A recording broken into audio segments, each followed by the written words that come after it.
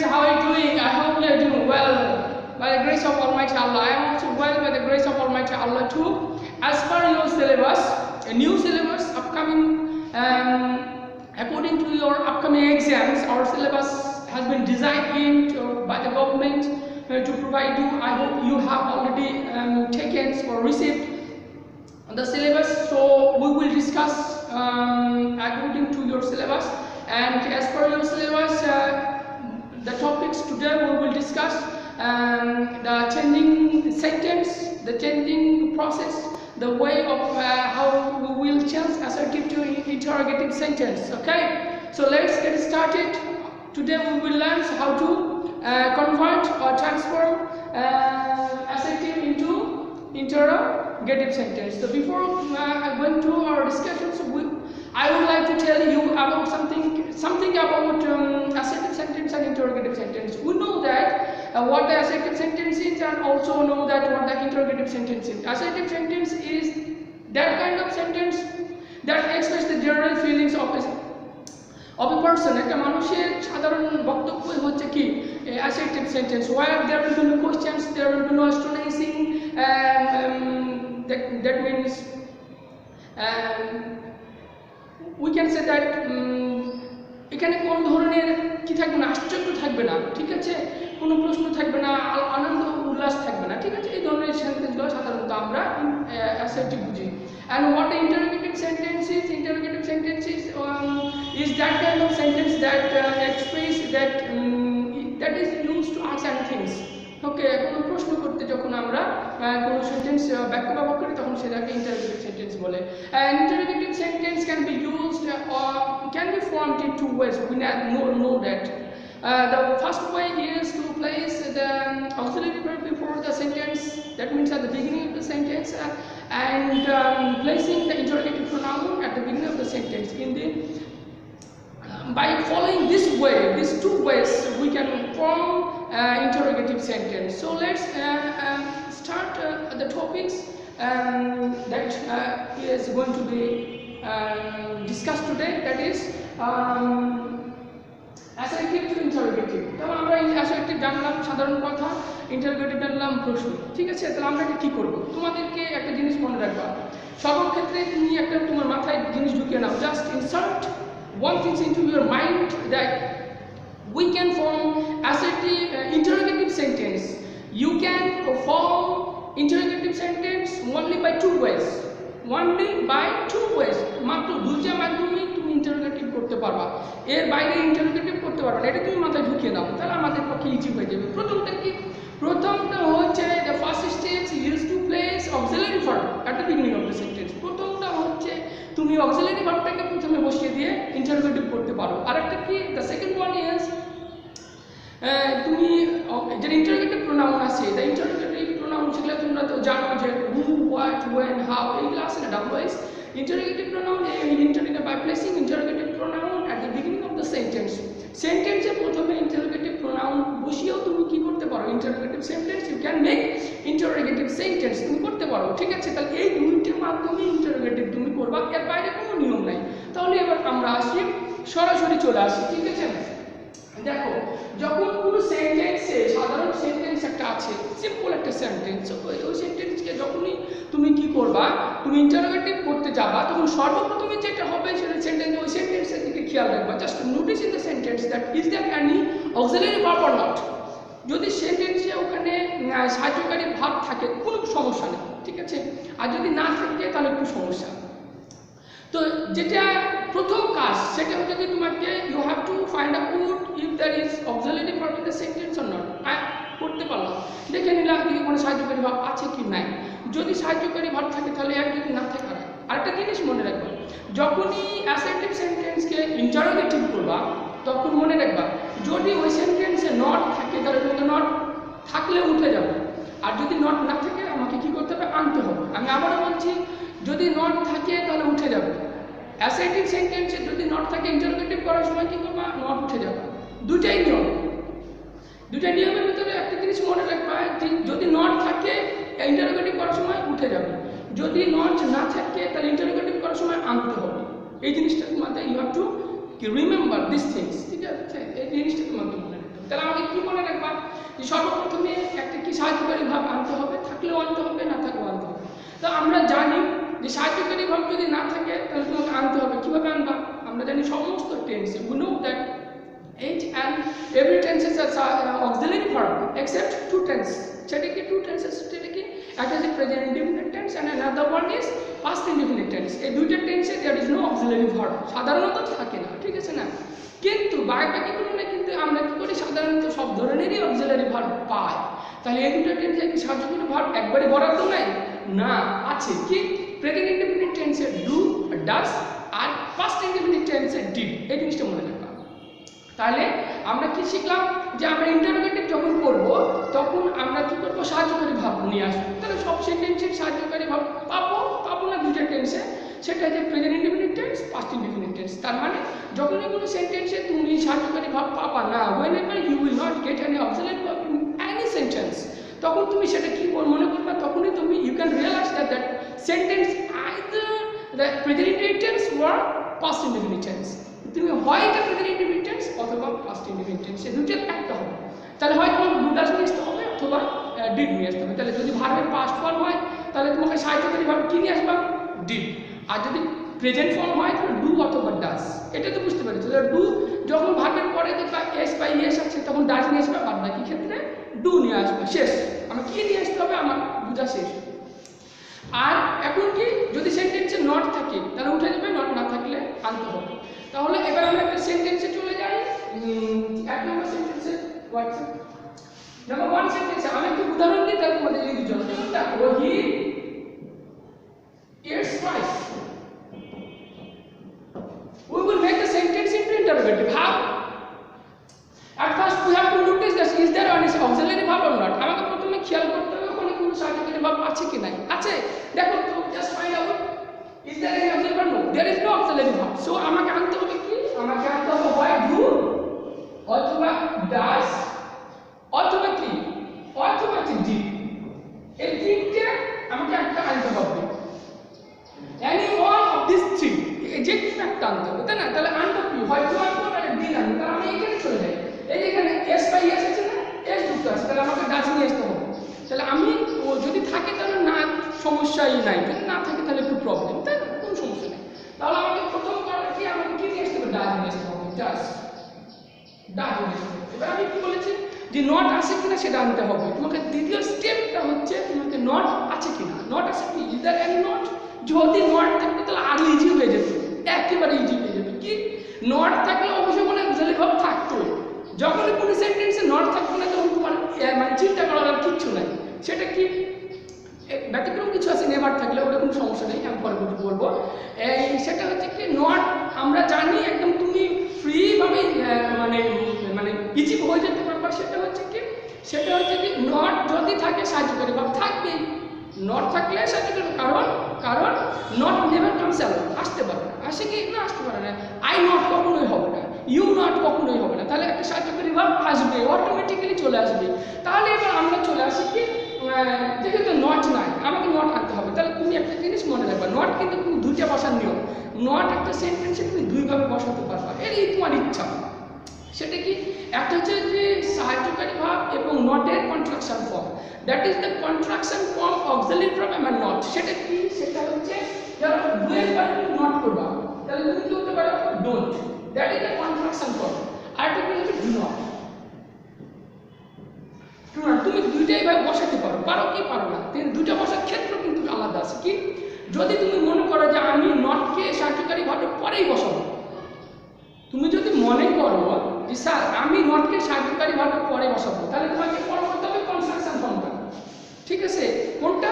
Construction ফর্মটা। Don't, doesn't, ain't, isn't, haven't, hasn't, এগুলো didn't, এগুলো করতে পারবা। এগুলো করলে কি, তার পসিবল পাশেই বসাতে পারবা। কিন্তু যদি তুমি এটা কিন্তু ইন্টারোগেটিভের ক্ষেত্রে প্রথমে যখন সাহায্যকারী পারবা না তখনকার ক্ষেত্রে, কিন্তু সাহায্যকারী যদি প্রথমে বসাও পরে বসাও তাহলে তুমি নটকে বসাতে পারবে। এটা কখন বলতেছি, এই কন্ট্রাকশন ফর্মটা ফলো করবা তখন ইন্টারোগেটিভের ক্ষেত্রে। ওকে, যখন তুমি প্রথমে সাহায্যকারী ভাব বসাবো, তো নট বসালে আমি কীভাবে বসাবো হয় এইভাবে।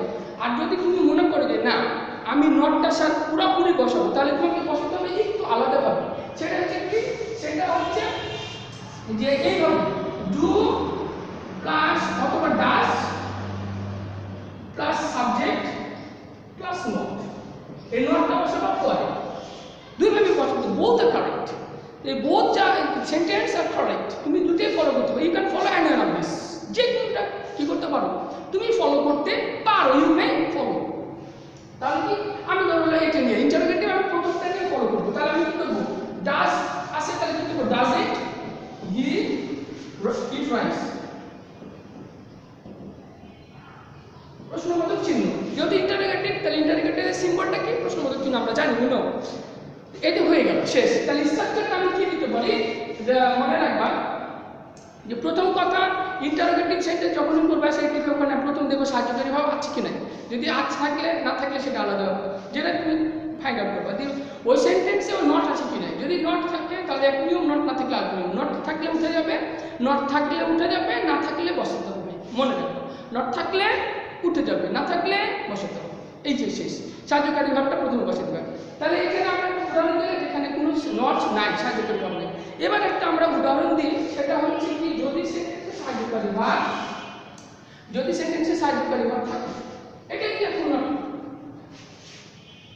থাকলে আরো সোজা, যদি থাকে কোনো অক্সিলারি ভাব তাহলে আরো সোজা। তাহলে দেখো, কারণ নট যদি থাকে কোনো অক্সিলারি ভাব করবা, তাহলে নট থাকলে কি করবা, যে সেন্টেন্সে নট থাকবে নটটাকে তুলে দিবা, নটটাকে কি করবা, we will just remove not, removing not, just you need to place the auxiliary verb at the beginning of the sentence, তাহলে হয়ে যাবে। তাহলে আমাকে সর্বপ্রথম what we have to do first, we have to do first, we have to find out is there any not, if there is not or যদি not থাকে তাহলে আমি কি করব, নটটাকে we will just remove it, আমরা কি করব, এটাকে তুলে দেব। ওকে, তারপরে পদক্ষেপ কি, তারপরে করতে আমরা জানি স্যার, সেটা হচ্ছে যে ইন্টারোগেটিভ যেহেতু করতেছি আমাকে কি করতে হবে, আমাকে ইন্টারোগেটিভ করার সময় সাহায্যকারী ভাবটাকে সব সময়তে সেন্টেন্সে প্রথমে বসাতে হবে, বসাতেই হবে। তাহলে বসাও, তাহলে একটা উদাহরণ দিই, দেখো he does not eat rice, does to did থাকলে কিন্তু এগুলো একটু ভাবগুলো একটু পরিবর্তন হয়, ডাজ থাকলে ভার্বের এসটা পরিবর্তন হয়ে যায়, উঠে যায়, আর ডিড থাকলে ভার্বের প্রেজেন্ট ফর্ম হয়, এটা মনে রাখবে, এগুলো জানা আছে, ঠিক আছে। তাহলে এবার আমি চলে যাই, তাহলে সর্বপ্রথম আমি কি করবো, এই সেন্টেন্সে সাহায্যকারী ভাব আছে কিনা সেটা দেখবো, তাহলে আছে, সাহায্যকারী ভাব আছে, তারপরে যাবো ওই সেন্টেন্সে নট আছে কিনা, নট আছে না, নট আছে। তাহলে আমাকে এক্ষেত্রে in this case what we have to do, we have to remove not from this sentence, তাহলে আমি এটাকে রিমুভ করে দেব, ঠিক আছে, we already removed it করে দিয়েছি।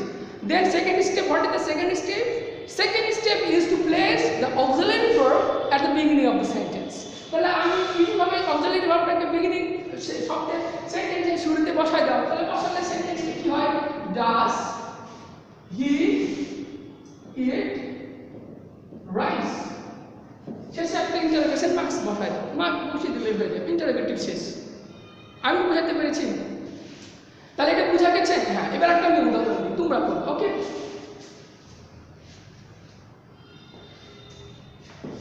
I am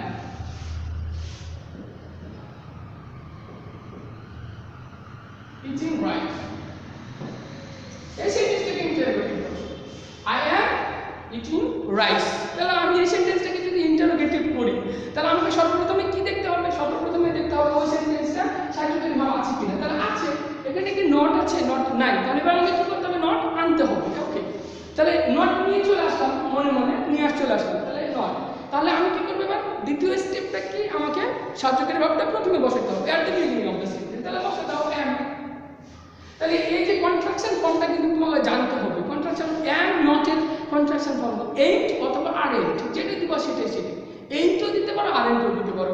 এবার যদি তোমার জানা না থাকে তাহলে তুমি দেবো, জানা না থাকলে আমি পুরাটা বসাবো, পুরাটা বসাতে আমি তো জানি, সেটা কি নটটা আমি শেষে বসাই দিব এই সাবজেক্টের পরে, তাহলে তো হয়ে যাবে, তাই না, তাহলে আমি জানি, আমি এটা কারণটা জানি না, তাহলে কি am, এটা তো জানি, am I not eating rice, interrogation marks হয়ে গেল না। এখন আমি যদি জানা থাকি তাহলে আমি কি করবো, যে এইভাবে করতে পারি, এই এভাবেও করতে পারো, অথবা আরেকটু করতে পারো, আরেক my eating rice. both sentence are correct. Okay, দুটো সেন্টেন্সই শেষ, আমাদের ইন্টারোগেটিভ সমস্ত শেষ। এখন আরেকটা আছে, এটা দেখো ইন্টারোগেটিভ একটা দুটো রুলস বলেছিলাম, তার মধ্যে একটা শেষ, টোটাল তিনটা রুলস আছে, তাহলে শেষ, তার মধ্যে একটা শেষ করে দিচ্ছি সবচেয়ে বড়। এখন যত সেন্টেন্স আসুক সবগুলো তোমরা পাবে, শুধু দেখবা যে ওখানে সেন্টেন্সে কি আছে, তোমার নট আছে কিনা, সিম্পল হবে। এখন নেভারের একটু ব্যতিক্রম হচ্ছে, নেভার থাকলে কি, নেভার থাকলে আই নির্ভর, তো নেভার কিন্তু নট লুকায় আছে, এখানে কি করবা, এখানে কিন্তু সাহায্যকারী ভাব না, তোমাকে এই অনুরূপভাবে সাহায্যকারী ভাব নিয়ে আসবা এবং এই নেভারের জায়গায় এ ওয়ার্ড দিয়ে দিলেই হয়ে যাবে। যেমন আই নেভার ইট রাইস, তাহলে কি হবে, ডু আই এভার, ঠিক আছে। ওকে,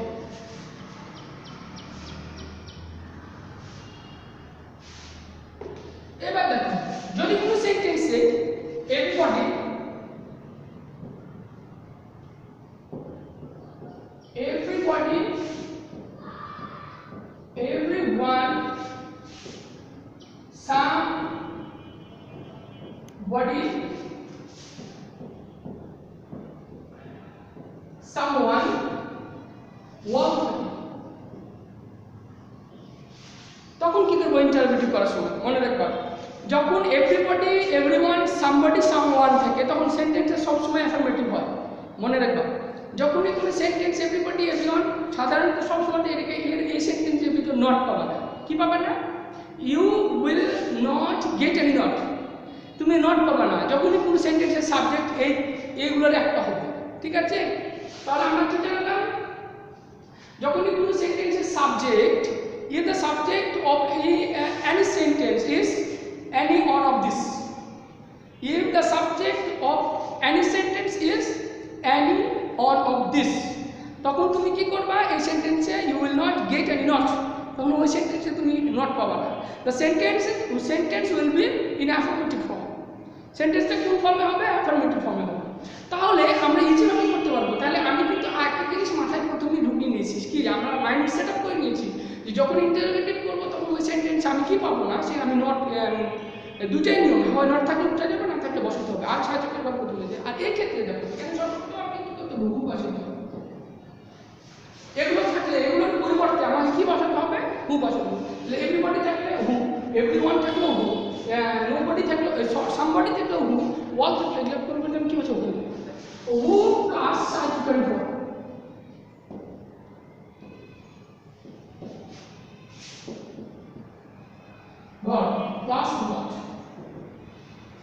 এখানে কিন্তু আর প্রথমে সাহায্যকারী ভাব বসার দরকার নাই, এভরিওয়ান, এগুলো থাকলে এভরিবডি, এভরিওয়ান, সামবডি, সামওয়ান, ওয়াল থাকলে আমাকে কি করতে হবে, হু বসবে, আর সাহায্যকারী ভাব পরে পরে বসবে, ঠিক আছে। না থাকলেও বসাতে হবে, থাকলে তো দরকারই নেই।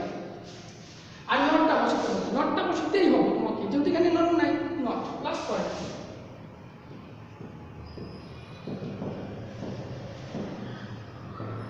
ঠিক আছে। পরের অংশ বলতে গেলে শেষে কিন্তু একটা সাজেশন সিম্বল দেওয়া লাগে, ওকে। তাহলে এবার আমরা একটা উদাহরণে যাই, এটা মনে বুঝতে পেরেছি তো।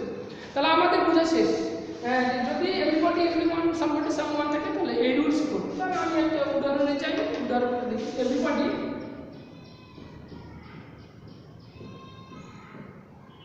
everybody likes him, likes him, তাহলে হু এখানে দেখো এভরিবডি পরিবর্তে আমরা কি বসাতে হবে, এভরিবডি পরিবর্তে আমি হু বসাবো, হু। তারপরে আমরা নট বসাইতে হবে, নট বসাবো, নটটা একটা আসতে পারে না, আসে কি, নট কখনো একটা আসবে না, তোমার জানা আছে। তাহলে এখানে দেখো আমি কি, না থাকলে আমি জানি হয় হু আসবে, ডিড আসবে, অথবা ডাজ আসবে, দুটোর একটা আসবে। তাহলে এখানে কি ডু এর এইগুলো যদি থাকলে ডু বসবে না, কিন্তু কি করে সবসময় ডাজ বসবে, ডাচ বসবো, কেন ডাচ বসলো, ডাচ কেন বসলো, যে ভাগ করে এস আছে, does does not like you,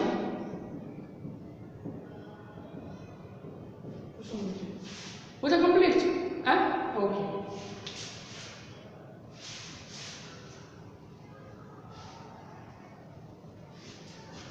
এবার আমি উদাহরণ দিই, somebody has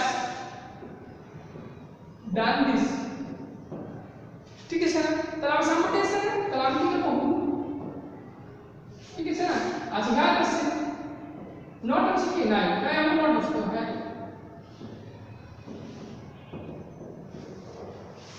সহজ না? শেষ। এবার আসো আমাদের আরেকটা সেন্টেন্স, আরেকটা, এটা এভরিবডি হইল। এবার যদি নোবডি আসে, নোবডি, নো ওয়ান, নান যদি থাকে, নোবডি, নো ওয়ান, নান যদি থাকে, তাহলে একটু মনে রাখবা। আমার কিন্তু প্রথম শর্ত ছিল ওখানে নট না থাকলে আনতে হবে, থাকলে উঠে যাবে। এই সেন্টেন্সে বলো তো নোবডির ভিতরে কি নো আছে? অবশ্যই আছে। নোবডির ভিতরে কিন্তু নো লুকিয়ে আছে বা নট লুকিয়ে আছে। তারপরে নানের ভিতরে কিন্তু নট লুকিয়ে আছে, ঠিক আছে। তারপরে নো ওয়ানের ক্ষেত্রেও কিন্তু নট লুকিয়ে আছে, নো কথা আছে। সুতরাং এখানে আর অতিরিক্ত তোমাকে নট আনতে হবে না। তাহলে এগুলোর পরিবর্তে কি বসবে? এগুলোর পরিবর্তে হু প্লাস পরের অংশ।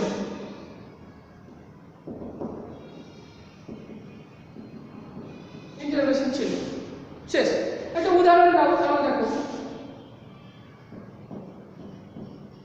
nobody likes me, ঠিক আছে না? nobody likes me, তাহলে একদম সোজা এখানে পরিবর্তে কি? who likes me, who likes me, শেষ। অ্যাসার্টিভ ইন্টারোগেটিভ সবই শেষ। ওকে, এখন তোমাদের অ্যাসার্টিভ ইন্টারোগেটিভ আমার কিন্তু শেষ। এখন তোমাদেরকে আমি একটা কি দিব, তোমাদের একটা অ্যাসাইনমেন্ট আছে। অ্যাসাইনমেন্ট হচ্ছে সিলেবাস অনুযায়ী রাইটিং পার্ট, প্যারাগ্রাফ